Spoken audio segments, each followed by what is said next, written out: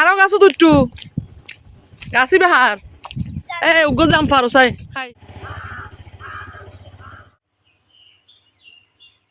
করতে হচ্ছে না এটা এটা দিয়ে তো অন্তত আগের চাইতে তো কম লাগতেছে আমার স্যাপগুলো হ্যাঁ এখানে শোনো না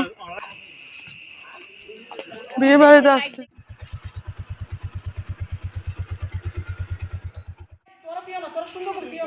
এদিকে দেখুন রোস্ট তো দুইভাবে আছে কাটা রোস্ট একটা আছে হ্যাঁ যেতে যে দলাই গিয়েছিলাম দিনের বেলায়, কিন্তু রাত হতে এক অন্যরকম অনুভূতি। চারপাশে ঘুটঘুটে অন্ধকার রাত, আকাশে একটি মস্ত বড় চাঁদ ছাড়া পুরো রাস্তাটা যেন ছিল অন্যরকম। এ ধরনের একটি গল্প নিয়ে চলে এসেছি আজকের ব্লগে। আসসালামু আলাইকুম, ওয়েলকাম টু মাই চ্যানেল। ব্লগের বিষয়টি যদি ভালো লেগে থাকে please like, share and subscribe. যা বলছিলাম, আমি এই দিনের আলোতে কত আরামসে চলে গিয়েছিলাম, কিন্তু রাতের যে দৃশ্যটা দেখেছি 38 বছর পরে নতুন করে দেখা আমার একটি নতুন গল্প আমার এই গ্রামে, যা আপনাদের সাথে শেয়ার করতে চলেছি। 2 পর্বে এই গল্পটি আছে। এক পর্বে দেওয়া যেত, কিন্তু অনেকটা বড় হয়ে যাচ্ছে দেখে 2 পর্বে সাজানো হয়েছে। চমৎকার একটা সময়, গ্রামের চমৎকার কিছু আয়োজন। চলুন।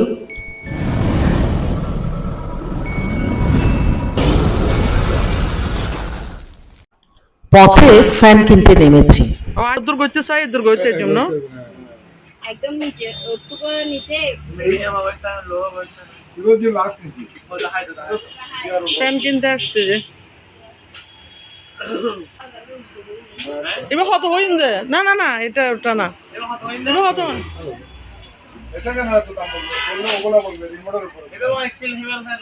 না না এবার কত হইন যে দূর হইবে তাই এবার হইবে কি সেম কেন হয় এবার হইবে সেম কেউ কেন হইব না না এবার সেম কেন হইব দাদা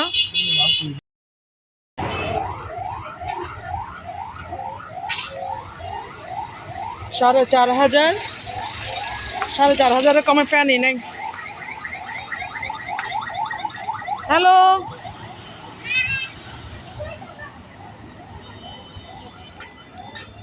সবাই বলে ওয়ালটন থেকে কিনেন, কিন্তু আমি ওয়ালটনে যেয়ে নিজের পছন্দ মতো তেমন কিছু পাইনি। অবশেষে প্রথমে যেটা দেখেছিলাম সেটাই নিয়েছি। ওই যে ট্যাক্সি ভাই দাঁড়িয়ে আছে। এবার ঢুকেছিলাম একটা কেটলি কিনবো। ওমা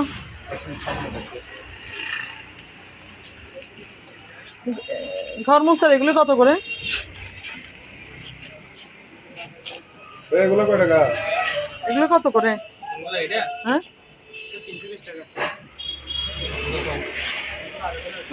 তাতে যাই নিজে মুসি করে এলে বেটার মনে হয় না কিনবো না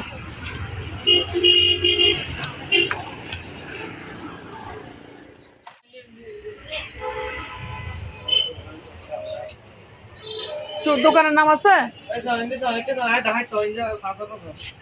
ফোনটা চার্জার হ্যাঁ চার্জার ওই চার্জার দন করিব কতক্ষণ 2-3 ঘন্টা এখন চার্জার ন দিলে ওই তো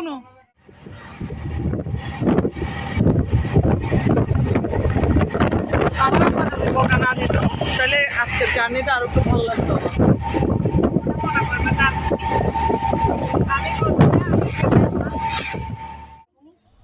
মাইলস্টনে এসে লাঞ্চ করলাম, কারণ আজকে আমরা বেরিয়েছি অনেক লেটে। এবার ঘরের জন্য কিছু বাজার নিয়ে যাচ্ছি রাতের খাবারের জন্য। এই টাইমে বাজার বসে এই প্রথম দেখলাম। বেশ জমজমাট বাজার। জিনিসপত্রের দাম এখানে খুব কম, এটা ভাবাটা একেবারেই ভুল। বরং আমার মনে হয় সমান সমান। তো আমাদের ড্রাইভার সাহেব আমাদেরকে বেশ সহযোগিতা করছিলেন, উনি কিনে আনছিলেন। এই যে ফ্যানটা কিনে নিয়েছি। ফ্যান কেনার পর কি হলো এটা দেখতে হলে সম্পূর্ণ ব্লগ দুটি উপভোগ করুন। 38 বছর পর আমি গ্রামে থাকতে এসেছি। এই থাকাটা কতটা আনন্দময় হয়েছে আর কতটা দুর্দশাময় হয়েছে এটা দেখতে হলে পুরো ব্লগ দেখতে হবে।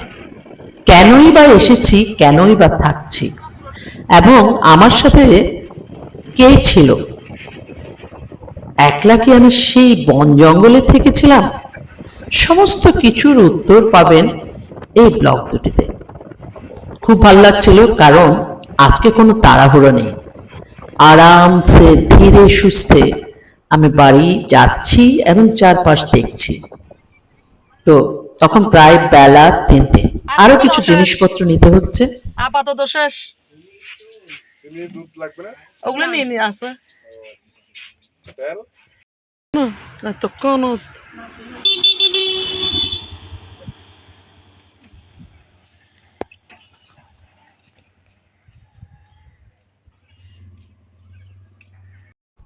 আসার সময় এই জিনিস ও জিনিস আনার পরও থেকে যায় অনেক এক কিছু। প্যাকেট মুড়ি দাও। এই তো চলে এলাম বাড়ির দোরগোড়ায়।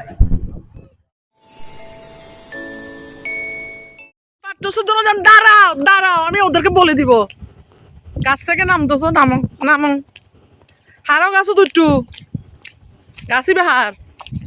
উগ্র যাম পারো চাই হাই পারো না, পারো না কেন? তুমি তো এতক্ষণ ধরে অনেক উঁচুতে উঠছো।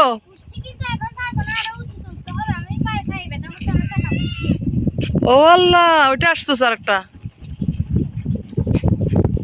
টাটা।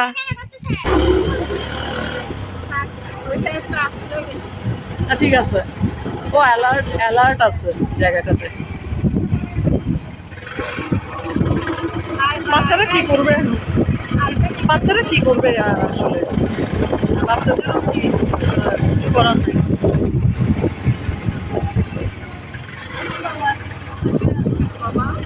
আমি তোমার ছেলের কাহিনী বুঝতেছিলাম। হ্যাঁ,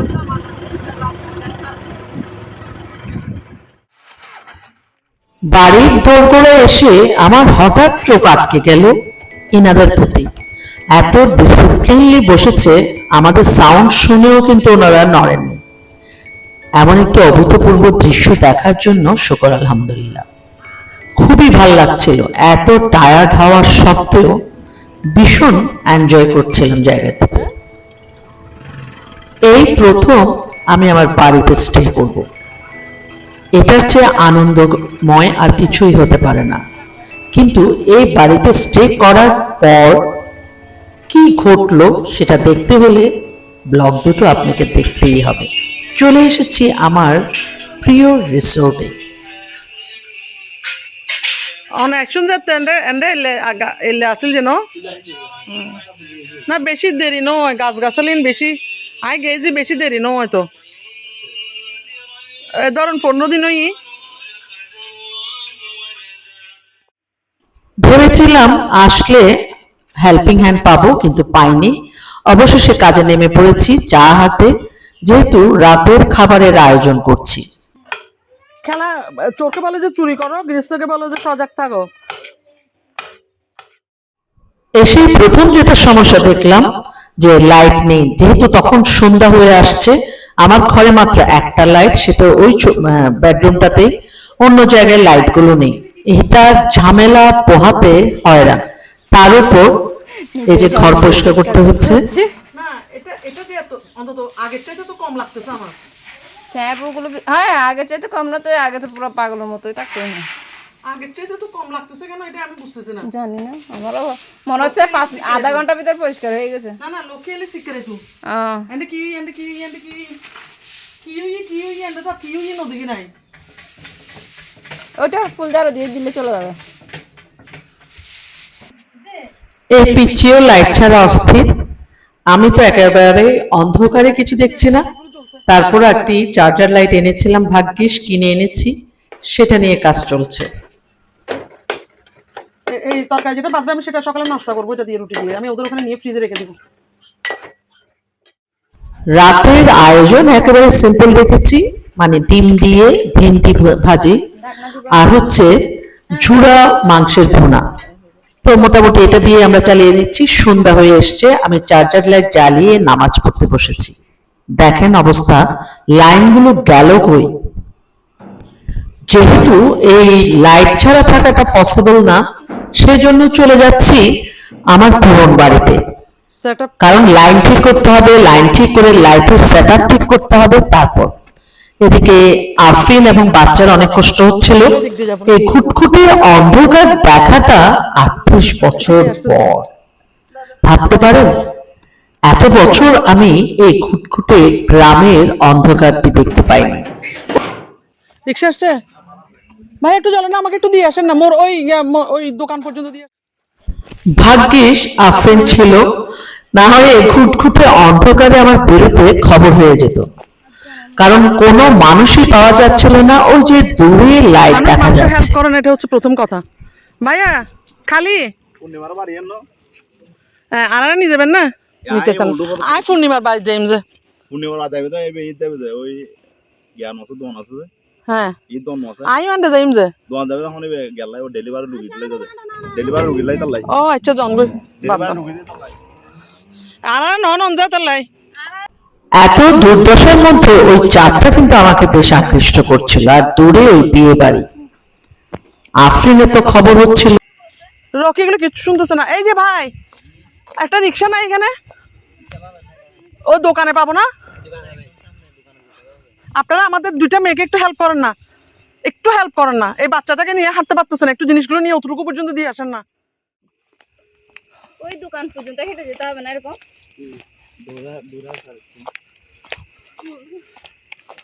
ও কি নিছে তাইলে? ও কি নিছে? আচ্ছা ও নিছে। আপনারা কি করেন? কোথায়? ও কলেজের স্টুডেন্ট। আমরা আসলে কামালদার বাড়ির পাশে থেকে আসছি, চিনেন? শ্যান বাড়ির পাশে ওখানে হ্যাঁ, টিনের ঘরটা, বেড়াতে গেছেন যে? ওটা আমার বাড়ি। এখন নিশ্চয় বলবেন এত বন জঙ্গলে আছে কেন? হ্যাঁ, থেকে বন জঙ্গল। ভেরি গুড, সুন্দর কথা শুনলাম।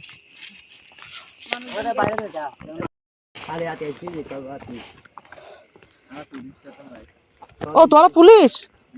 কোন? ও আচ্ছা, পিছু দিয়ে আছে যে বাড়ি কক্সবাজার। এখন তো হইলেও যাইতাম না, ওরা দেখিলেও যাইতাম না। ও সব আর নছিনে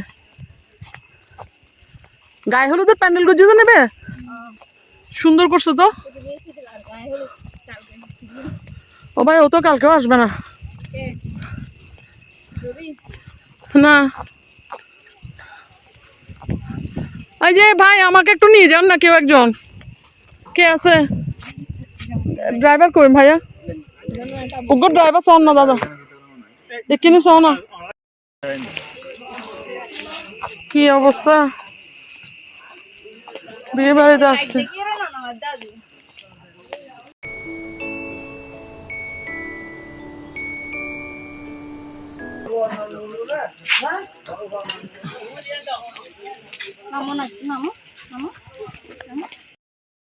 দোকানটা কত দূর চলে আসছে, তারপর দোকানটা আসে নাই।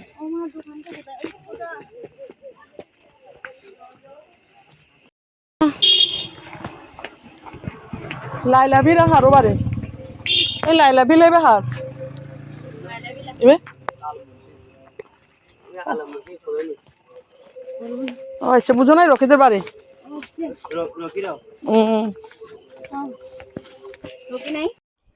ভাগ্যিস আল্লাহ মনে হয় এই দুটো ছেলেকে পথে পাইয়ে দিয়েছে, না হয় আমাদের হাতে অনেক জিনিস ছিল, সেগুলো বহন করে নিয়ে যেয়ে এতদূর হাঁটাটা ডিফিকাল্ট ছিল। চলে এসেছি দোকানের দোরগোড়ায়।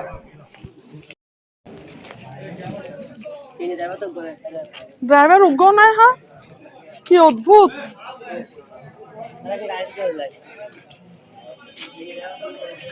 এখানে একটা লাইট আছে, এই বাড়িটা খুব দ্রুত করে ফেলছে। ও মাই গড, এগুলো ছবি নিনি। চলে এসেছি পুরন বাড়িতে, কিন্তু সেখানে এই বিল্ডিংটা করছিল অনেকদিন ধরে। আজকে দেখলাম এটার একটা রুম, দেখতে বেশ ভালোই লাগছিল। আর চারপাশে জোনাকির শব্দ, তাদের যে আলোকিত ডিম লাইটের মতো, এটা অসাধারণ। যাদের বাড়ি থাকবো তাদের ঘরে চলে এসেছি। তারা প্রায় ঘুমের দিকে, হয়তো তারা রাতের বেলা ঘুমানোর প্রস্তুতি নিচ্ছে। আমার তোমার ছেলের সাথে আজকে কথাই বলবো না আমি। উফ, কিরে এই দরজাটা। এটা আমার এক কাজিনের বাসা এবং এখানে আপনারা অনেকবার ভিডিওতে দেখেছেন। তো আমি আগেই বলে রেখেছিলাম, আমি জানতাম যেহেতু আমার ওখানে লাইটিং এর বা তারের কিছু সমস্যা হতে পারে, যাদেরকে দায়িত্ব দিয়ে গিয়েছিলাম তারাও ছিল না বাড়িতে। ফর দিস রিজন আমি বাধ্য ছিলাম যে এখানে এসেই থাকতে হবে, তো এটা কথা বলার ছিল। তো আমার সেই কাজিনকে আমি অসংখ্য ধন্যবাদ। ওদের ঘরের মানুষের সংখ্যা তেমন নয়, এ ফাঁকে আমি একটু চারপাশ ঘুরে নিচ্ছি। আমার সবচেয়ে বেশি আকর্ষণ মাটির চুলো। ফাইনালি রেস্ট নেওয়ার সময় হয়ে এসছে, কিন্তু রেস্ট নিতে গিয়ে ব্যালকনির দিকে যে আমি সারপ্রাইজড। চারপাশে কি দারুণ শব্দ! রাতে গ্রামের যে শব্দটা, সে শব্দ শোনার ফিলিংস থাকতে হবে, মানে অন্যরকম একটা অনুভূতি। আমি হয়তো সে আওয়াজগুলোকে আনতে পারছি না, কিন্তু এই যে সময়টা, এই সময়টা পাওয়ার জন্য আল্লাহর কাছে শুকর আলহামদুলিল্লাহ। এটা কথা ছিল না, কিন্তু ঘটে গেছে। যাই হোক, সকালবেলা নামাজ পড়তে উঠে আবার যে দৃশ্য দেখলাম সেটাতে আমি আরো অভিভূত। বেলা তখন প্রায় ভোর 5টা। তো আমি নামাজ পড়ে ব্যালকনির দিকে দাঁড়াচ্ছি, আর পাখির কলকাকলি সব মিলে অসাধারণ। চলে এলাম নাস্তাতে, কারণ আমি আবার আমার সে রিসোর্টে যেতে হবে। কেন যাব, ওখানে হচ্ছেটা কি, সেটা দেখতে হলে অবশ্যই পরের পর্বে। এদিকে আসো, এদিকে আসো। ভাই আসলে তো চিৎকার করে চেঁচামেচি করতে হবে না হয়। কাজিনের মেয়েরা এবং চাচি সবাই এত আন্তরিক ছিল, এটা আজীবন মনে থাকবে। আপনাদের আত্মীয়তা আজীবন মনে থাকবে।